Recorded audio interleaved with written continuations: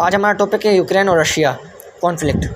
अगर हम बात करें 1991 में, तो रशिया जो था ये सुपर पावर था, और 1991 से पहले रशिया जो था सुपर पावर था, और 1991 में जो है 1991 में रशिया जो है सेपरेट हो गया था। लेकिन आफ्टर 1991 में जो है रशिया सेपरेट हुआ, तो इसमें से 15 रियासतें आज़ाद हुई, जिसमें से 9 जो है मुस्लिम थी और 6 जो है नॉन मुस्लिम्स थी। इसमें जो रियासतें आज़ाद हुई थी 15, उसमें से जो है 5 जो है सेंट्रल एशिया कंट्रीज़ हैं, जिनको हम वस्ती कंट्रीज़ भी कहते हैं, जिसमें तजाकिस्तान, तुर्कमानिस्तान, किर्गिस्तान, कज़ाकिस्तान और उज़्बेकिस्तान, ये सारी 5 रियासतें निकली। उसके बाद 3 जो है कोकस स्टेट्स कहलाती थी। इन कोकस स्टेट्स में क्या होता था कि ये जो स्टेट्स थी ये कनेक्ट करती थी रेड सी विद मेडिटेरियन सी। अच्छा, अब जिस तक रशिया 1991 से पहले सुपर पावर था, तो 1945 की अगर हम बात करें तो 2 सुपर पावर्स होती थी, एक अमेरिका और दूसरी रशिया, मतलब यूएसएसआर, एक कम्युनिज़म और दूसरा कैपिटलिज़म। अब इसमें क्या हुआ, इस कम्युनिज़म में जो कैपिटलिज़म जो थे, इन्होंने कम्युनिज़म और कैपिटलिज़म ने एक एग्रीमेंट साइन किया था यूक्रेन के साथ। उस एग्रीमेंट का नाम है बुदापेस्ट मेमोरेंडम, और ये साइन किया था 1992 में, 1992 में। अच्छा, इस एग्रीमेंट में क्या हुआ था कि जिस वक्त रशिया सेपरेट हुआ था, तो रशिया के जो न्यूक्लियर वेपन्स थे वो अलग अलग स्टेट्स में बंट गए थे, मतलब अलग अलग स्टेट्स के पास आ गए थे। तो जिस वक्त ये रशिया सेपरेट हुआ, तो यूक्रेन के पास ऑलमोस्ट 2500 न्यूक्लियर वेपन्स आए थे, जिसमें फिर क्या हुआ, रशिया ने देखा कि इसके पास न्यूक्लियर वेपन्स है और ये सुपर पावर बन गया है। आने वाले वक्तों का सुपर पावर नहीं बन जाए, और रशिया को इससे बहुत थ्रेट था, हत्ता कि अमेरिका को भी। तो रशिया ने अमेरिका को इस एग्रीमेंट में इंक्लूड किया, और इन दोनों ने बुदापेस्ट मेमोरेंडम के तहत जो है यूक्रेन को कहा कि आपके पास जितने न्यूक्लियर वेपन हैं आप हमें दे दें, और हम जो है इनको आपके साथ वादा करते हैं कि आप जो प्लेज करते हैं आपके साथ कि आप जो है आपके मुल्क में पीस होगा, आपके मुल्क में जो है प्रॉस्पेरिटी होगी, आप इंडिपेंडेंट होगे, ठीक है, आपको कोई भी पूछने वाला नहीं होगा, आप खुद मुख्तार होगे, ठीक है। तो इन्होंने ये जो है एग्रीमेंट करके यूक्रेन से सारी चीज़ें इन्होंने ले ली, मींस के न्यूक्लियर वेपन।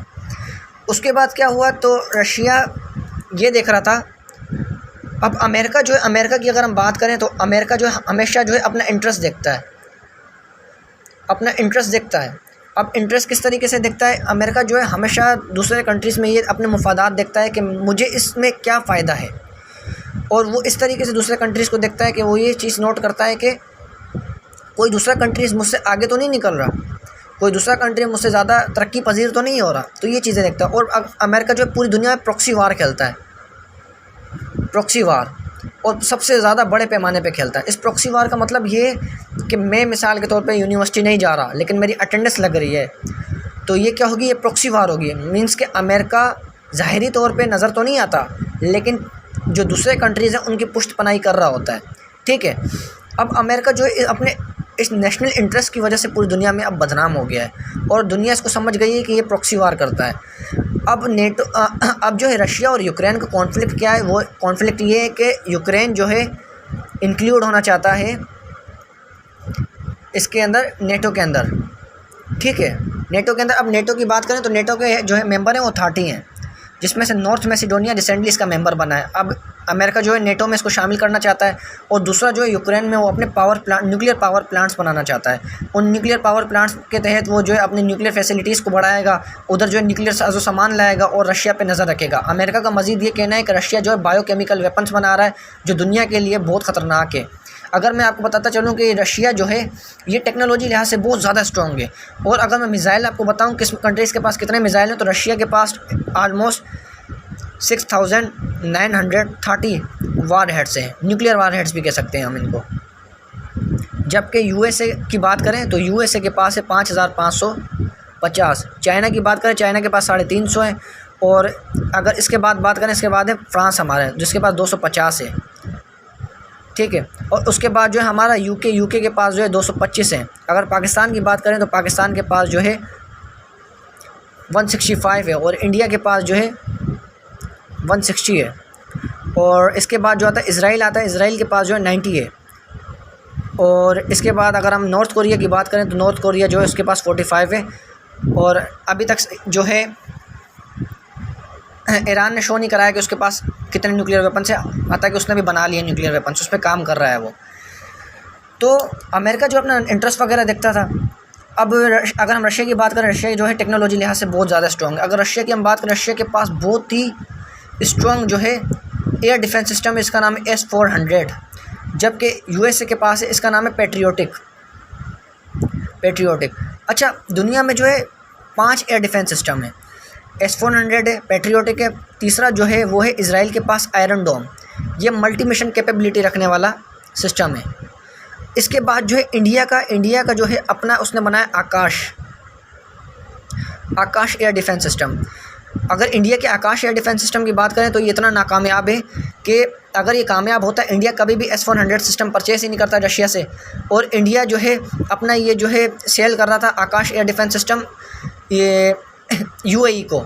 जब हौती बागीज़ ने हमला किया था UAE में, तो उस वक्त जो है पैट्रियोटिक आलमोस्ट उधर नस्ब था, तो पैट्रियोटिक भी उन मिसाइल्स को नहीं रोक पाया। तो उन्होंने UAE का मज़ीद ये कहना था, जब पैट्रियोटिक इन्हें नहीं रोक पाया तो आपका आकाश एयर डिफेंस सिस्टम कैसे रोकेगा इनको। अगर आपका आकाश एयर डिफेंस सिस्टम इतना अच्छा होता तो आप अपने कंट्री में खुद इसको लगाते, आप हमें थोड़ी सेल करते। तो इंडिया को इसकी वजह से बिलियंस ऑफ डॉलर का नुकसान हुआ। ठीक है, उसके बाद हम बात करें तुर्की जो है, इसको भी जो है S-400 सिस्टम दिया था रशिया ने। अब तुर्की ने ख़ुद का बनाया डोमेस्टिक एयर डिफेंस सिस्टम,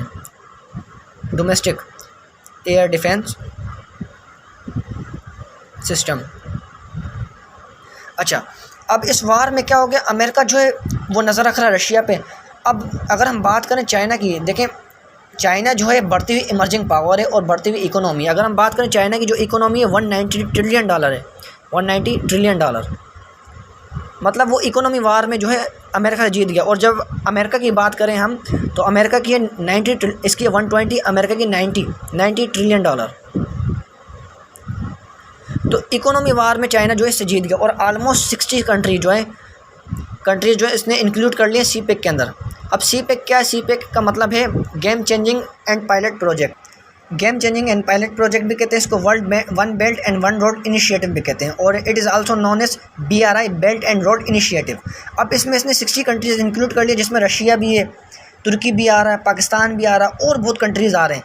अब जो है अमेरिका ये देख रहा है कि चाइना जो है इमर्जिंग पावर है, चाइना जो है दूसरे नंबर की सुपर पावर है, और तीसरे नंबर की जो है रशिया।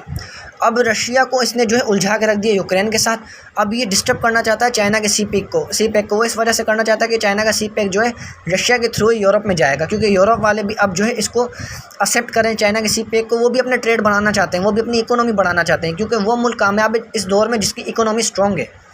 तो ये सारा इशू है कि अमेरिका जो है अपना इंटरेस्ट देखता है। अमेरिका जो है इधर न्यूक्लियर पावर प्लांट्स बनाना चाहता है। अमेरिका जो है यहाँ पे अपना इन्फ्लुएंस दिखाना चाहता है। अमेरिका जो है यहाँ पे प्रॉक्सी वार करना चाहता है, और रशिया को बहुत ज़्यादा इकोनॉमी मतलब डिसेबल करना चाहता है, उसको बहुत ज़्यादा वीक करना चाहता है।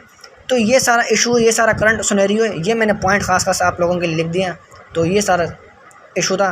तो मेरे चैनल को सब्सक्राइब भी करना। Thank you so much.